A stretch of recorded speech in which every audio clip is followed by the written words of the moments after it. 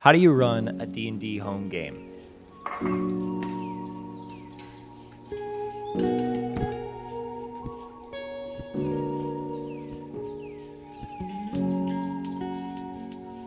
I have got it down to what I think works for me, and it's pretty simple, and I just keep it down to the stuff that I like doing, which is what you should do.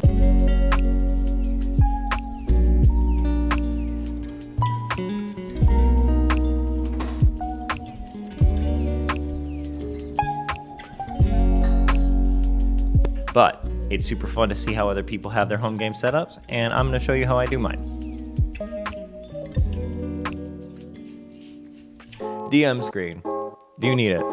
Well, it depends. Do you want to hide your rolls? I have a thing where I will occasionally roll in front of the table. If I think I want my players to know that this is legit, this is legitness, I'll just roll in front of the table, say they need to hit a 10 plus because they got a +3 to their wisdom. What happens?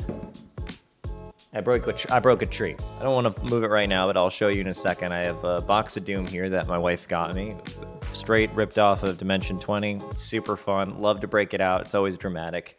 Always steal from the best DMs. Don't let anyone tell you different. If you like saying how you want to do this, say how do you want to do this. Don't let anyone say that's stupid or ripping off Matt Mercer. It's good for a reason. Steal it. Steal it. I've got a bit of a mess going on back here, and I don't want to let the players know how disorganized I am. So if you are similar to me in that way, I highly recommend a DM screen because it lets you kind of collect your chaos.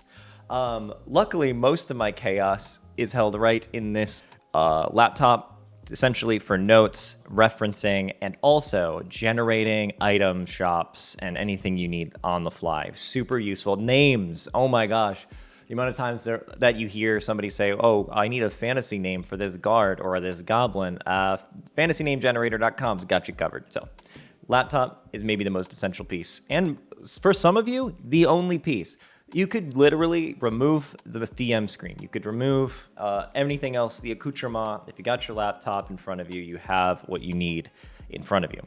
Also, big thing, even if you already have the laptop in front of you, I always recommend keeping the books on hand because all of the Googling in the world is not going to be faster than just knowing where to look in the book for how much a mule costs. That saved me last night when for some reason my online item generator didn't have rations on it.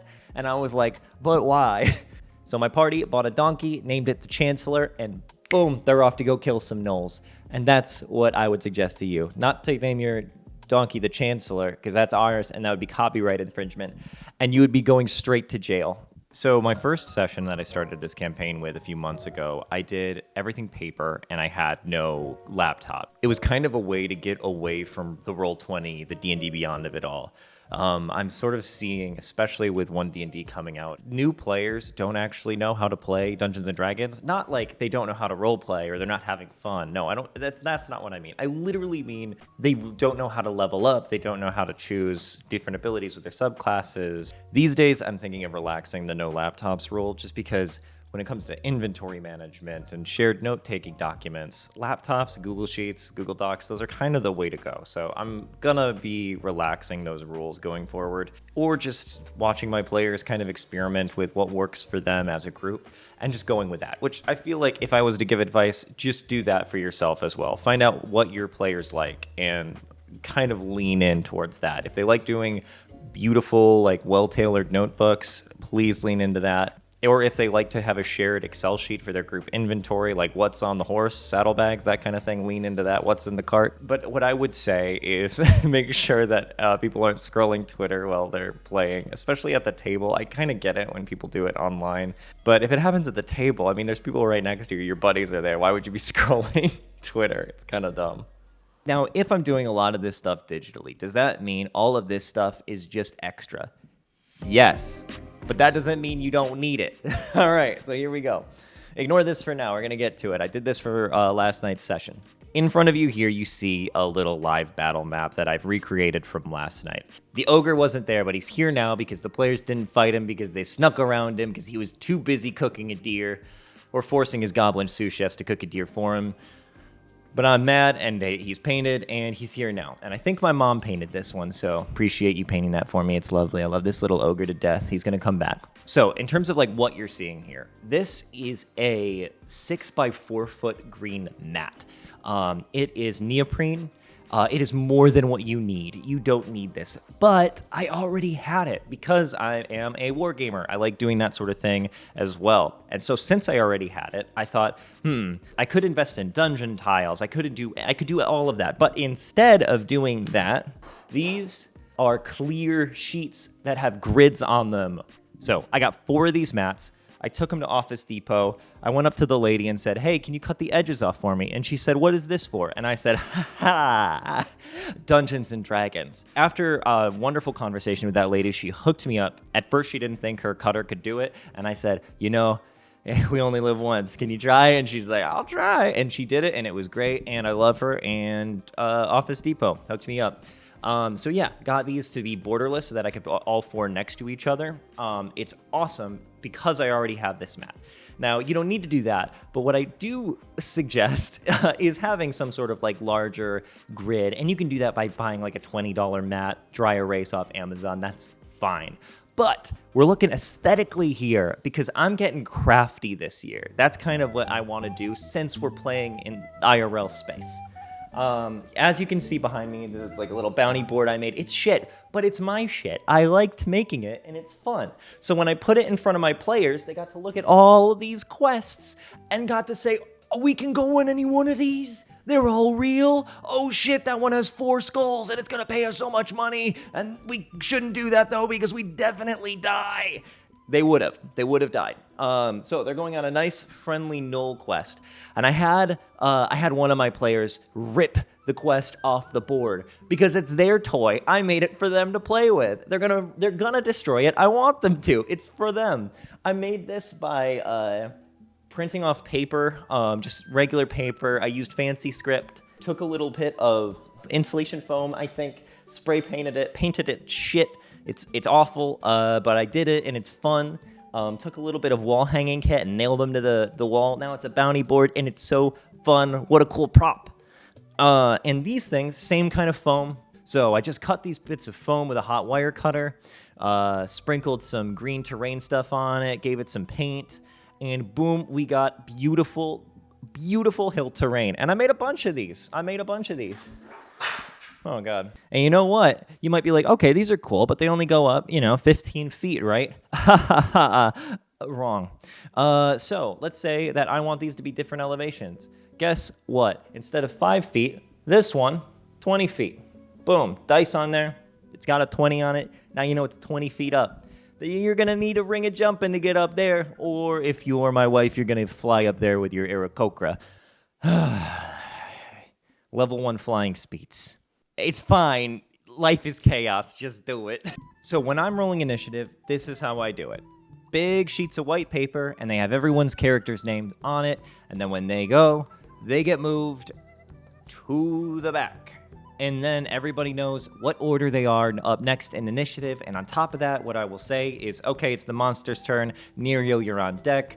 Or Valyria, it's your turn. After the monsters, Phil, you're on deck. Then Gaius, just to kind of get people's gears turning, get combat moving. I call for initiative the same way Matt Mercer does. It's smart, 25 to 20, just makes sense. I have every monster's initiative pre-rolled before the game starts. Very helpful, and another reason for the DM screen, because you have it all in front of you, and it's easy for everyone to see and for you to see. I also have been stealing theft from Baldur's Gate. Let me move these out of the way again. If any of my players are grouped in initiative, they have no other monsters between them. Let's say Phil, Gaius, Kiris. They're all in initiative. They can all go at the same time, but priority action goes to the person who is first in initiative like it would normally be. But if they want to move together, kind of get in position before they start their attacks, they can do that. You know why that's balanced? Because I do that. These are all of the goblins. They all go at the same time. I'll set them up and then attack. That means I should let my players do that too. You don't have to do that. I'm doing that. But also, the other thing I'm stealing from Baldur's Gate is this elevation. Remember how I said I put a 20 down and now that's 20 feet high? Guess what? You fall off that ledge. That's a lot of damage. That's a lot of damage. This means shoving people off cliffs. That's a big deal. Oh, God. Did I break him? I broke the goblin, everyone, but luckily that's what super glue is for. I broke the goblin. So when you don't break the goblin because you shoved him off, don't not use elevation just because I broke my goblin. Don't let that scare you. Life is chaos. Play Dungeons and Dragons. I've broken Kiris by dropping them off their flight stand. It's fine. Super glue. It's all toys anyway.